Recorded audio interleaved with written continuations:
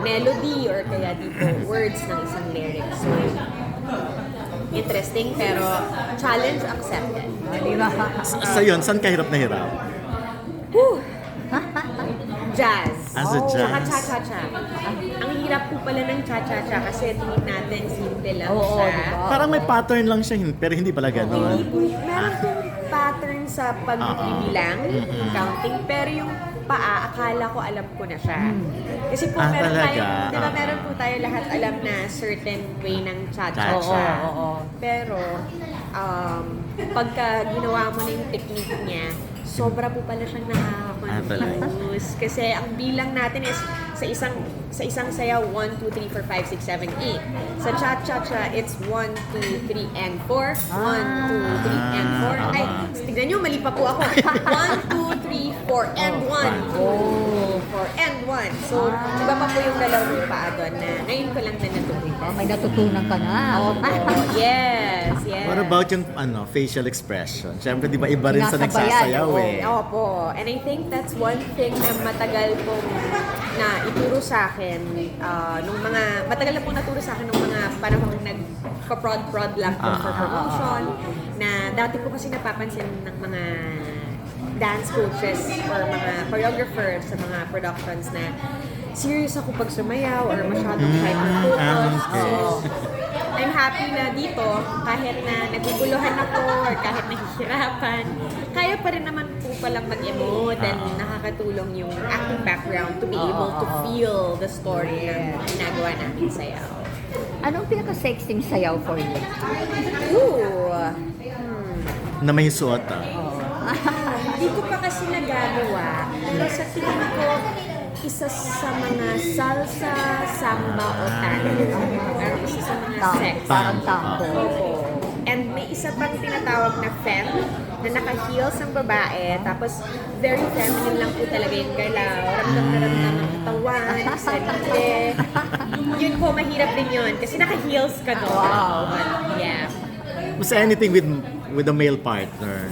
Sexy ba yung Yes. And also, yun nga po yung femme, kahit na partnered ka rin with a... How do you spell fem? F-E-M-M. Okay. Parang femme na. Opo. Parang ano po talaga, very in touch with your feminine side. You know, soft but still hard-hitting. So, yun po yung isa sa mga sexy dances din. I would say, look sexy. Isasayaw mo yan. Ganda, no? I hope so. Calling, I hope calling. so. Paging, Paging Coach MJ. Isa lang bang, yung coach dito? Isa lang? Marami po sila. Tapos kada coach po may parang expertise na genre or style ng pagsasayaw. Okay. Kaya natatry din po namin iba-ibang coaches. And then pagdating po ng episode 6, magiging permanent na po yung kapares natin. Okay. Ayun na. Kailan pa yun? Mga matagal pa. So nasa episode 2 pa lang po tayo, mga 4 pang linggo. So, sinong gusto mong permanent partner? Nako, sa ngayon, hindi ko pa po masabi, isa pa lang nakakapares ko, si Joker pa lang. But, na-excite ako sa magiging partnership ko sa mga babae na babae. Kasi iba din yung dynamic pag pareho kayong babae. So, I wonder ano yung magiging sayaw namin ni Denise sa ni Sofia din. Meron ba kayong dance collab with Marian? Sa ngayon, wala pa Wala po. pa, pero, But, I would love to. I think napakasaya po nun. Maybe for the finale or for one of the performances in the future. Sana po. Or even with Alden, di ba? Ay, oo. Masayawin natin si Alden. Yun yun. Yung saya, Hindi yung sample lang na 30 seconds. ang saya ng fans nyo Naka-reunion, Nakita mo diba? sa ex. Reunion, di ba? Ang happy nila. Yes, I'm so thankful din talaga kasi mula the world between us. Hanggang ngayon, yes. supportive po yung mga fans. And naging fans ko na rin po. Correct. Somehow along the way. So thank you to all of them. Thank you. Ay, meron akong tanong. Sige po. Nabasa ko ang reaction mo dun sa issue na retoke ka daw.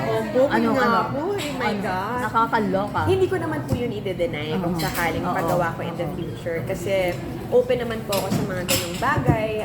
It's part of the modern day. Marami na pong nagpapagawa. Pero hindi lang po talaga siya part ng lifestyle ko sa ngayon. And ako lang naman, I just I don't wanna say never.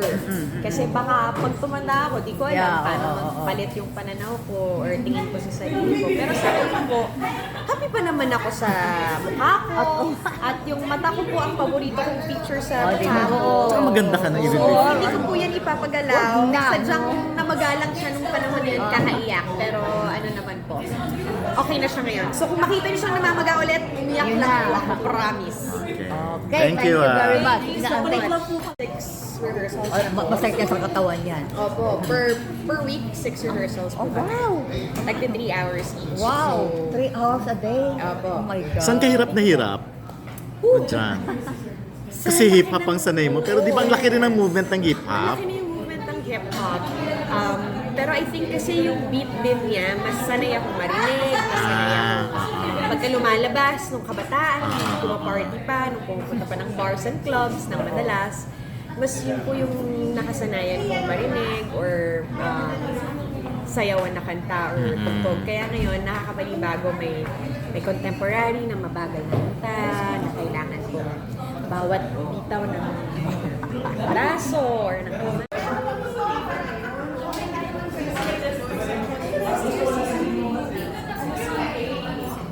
Dance for Sabi ko, convince niyo ako. Tapos, hanggang sa dumating na kay Miss Bencha yung inquiry, tapos sabi ko lang kay Miss Bencha, yes. Sabi niya, anong meron? Ba't yes agad? Ba't hindi nagtatanong? Sabi ko, kasi po, briefing ka na.